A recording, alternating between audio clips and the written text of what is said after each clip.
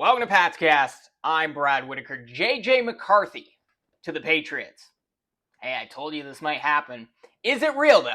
Or just a smokescreen as we get closer to the draft? Well, something interesting came out in his mock draft listing the Patriots drafting McCarthy at third overall. Sportskeeda's Tony Pauline says, I'm not big on McCarthy being a top 10 selection, but the University of Michigan signal caller to New England was the buzz on the pro day circuit. De facto general manager Eliot Wolf is pushing hard for McCarthy, and he believes he has as much upside as any quarterback in this draft. Now, we know the Patriots are at least interested in McCarthy. That's been clear for well over a week now based on reports coming out. He's gone at number 3 to New England in many mock drafts, and I know people are saying, all right, this is just another report.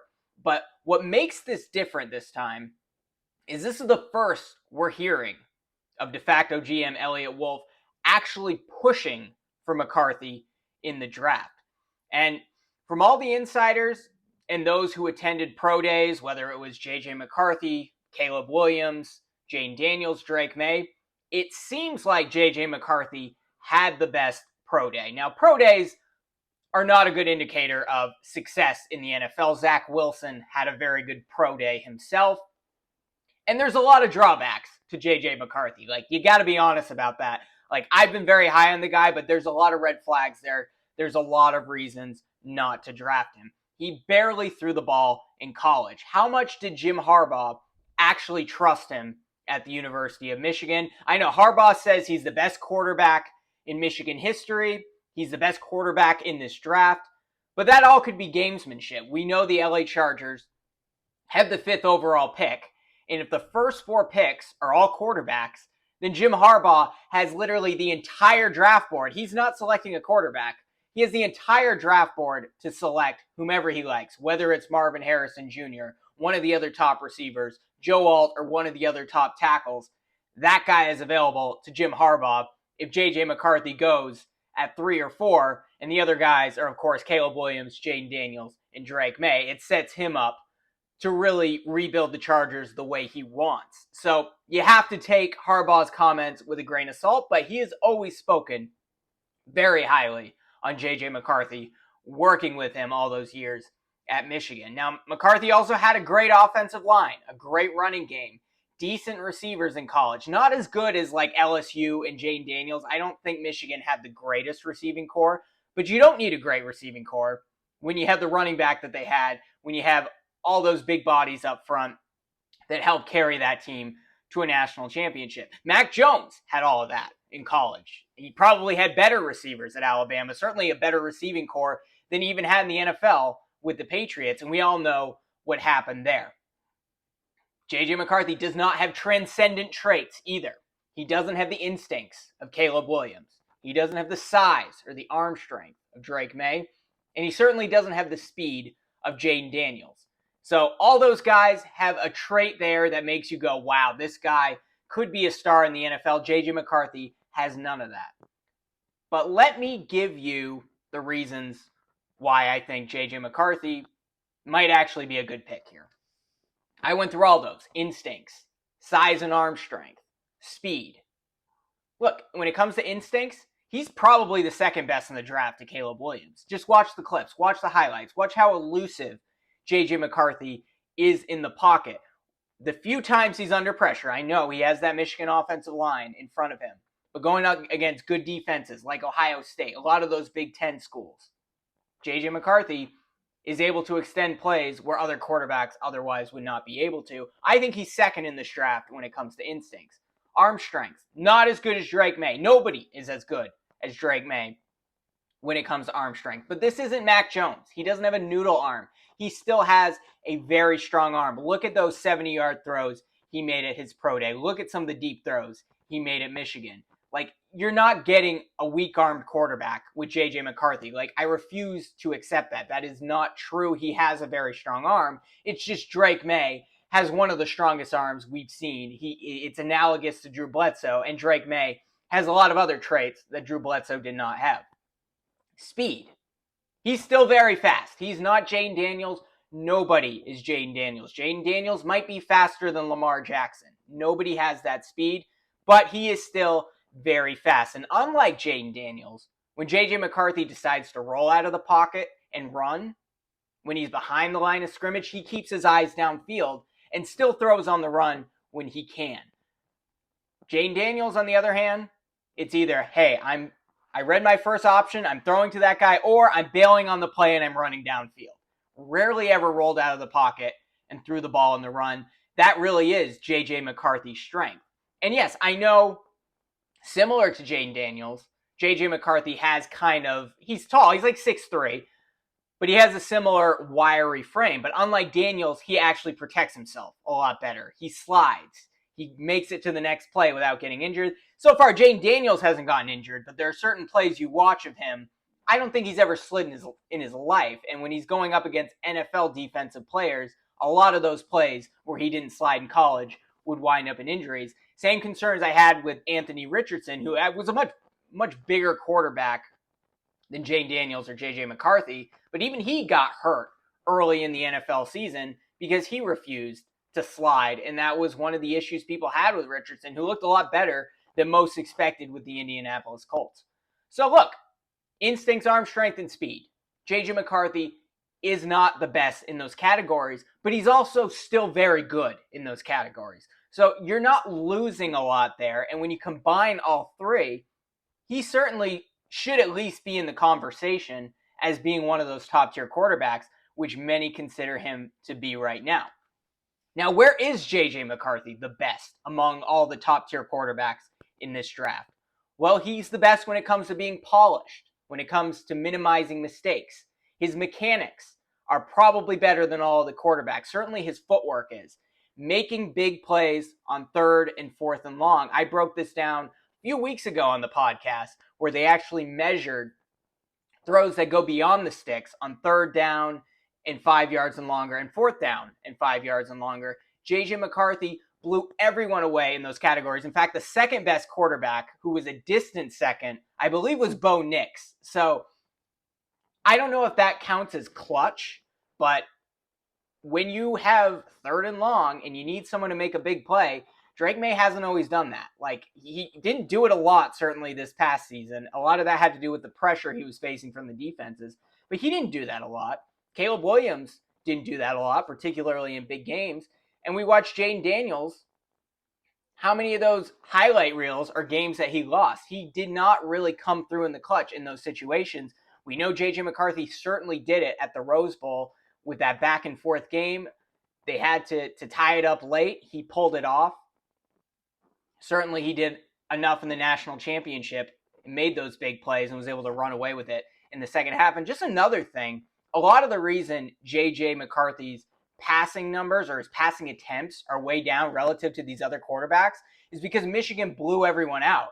By the 3rd quarter, they sat him on the bench because why are you going to play your starting quarterback when you have a 28-point lead?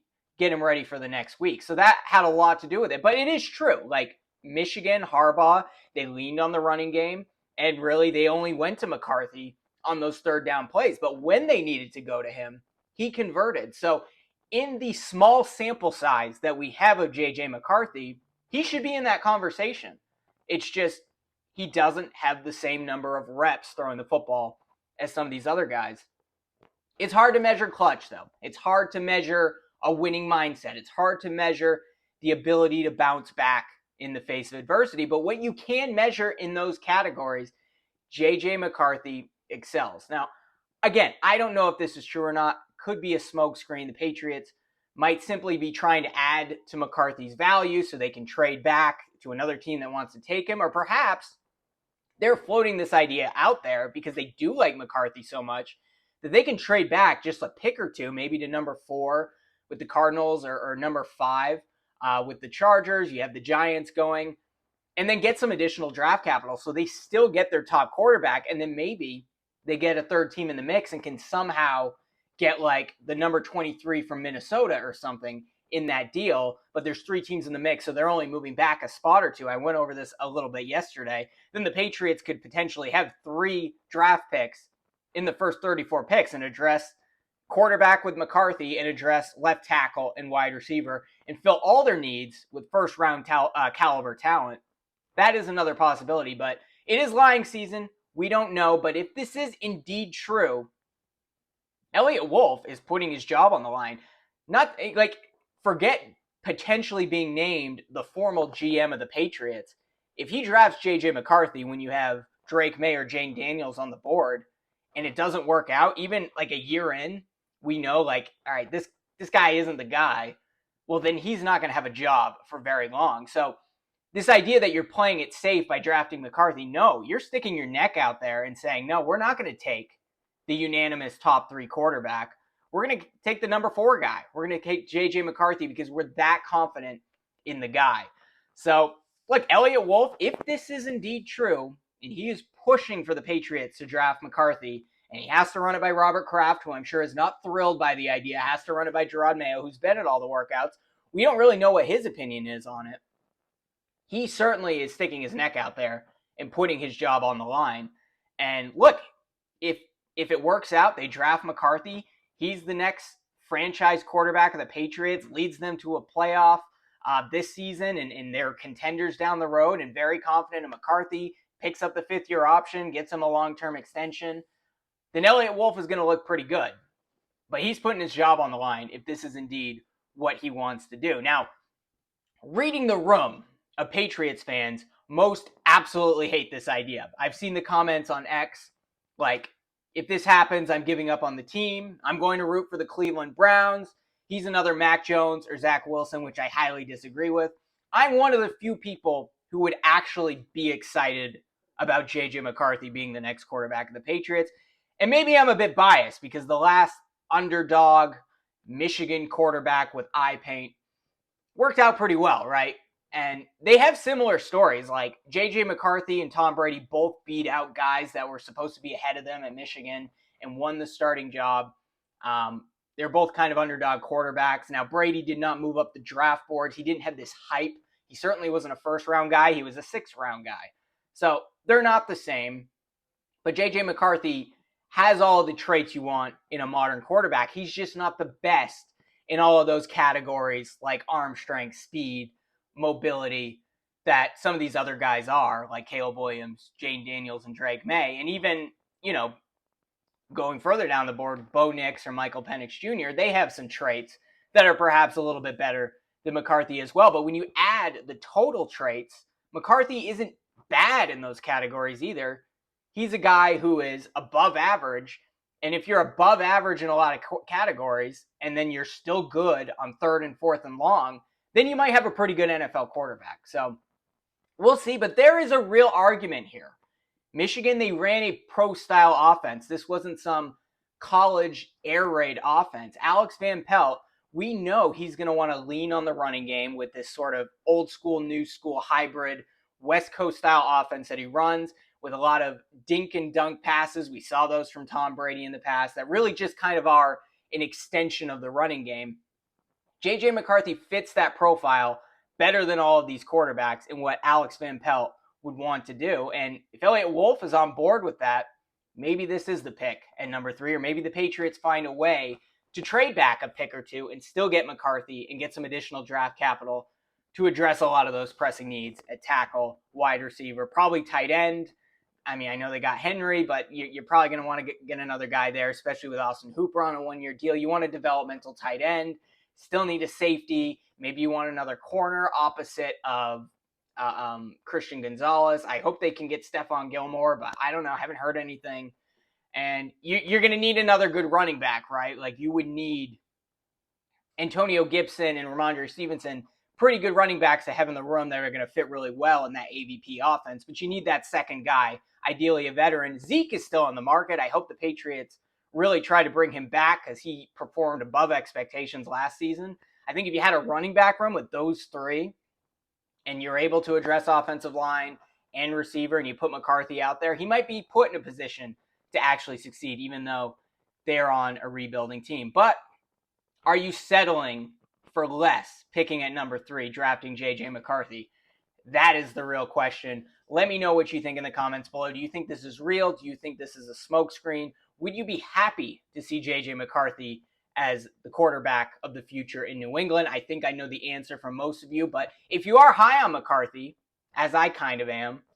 Also, let me know that as well, because there's a lot of things that people are kind of overlooking with this kid, because he didn't throw a lot at Michigan, because he had a lot of weapons, because we still had Mac Jones trauma, because we saw what happened with Zach Wilson, but he is a different quarterback. So I'm curious to hear from you. Let me know in the comments below. Be sure to like this video, subscribe to the channel if you're watching on YouTube, or subscribe if you're listening to Apple Podcasts. We'll be back the rest of the week with more Patriots coverage.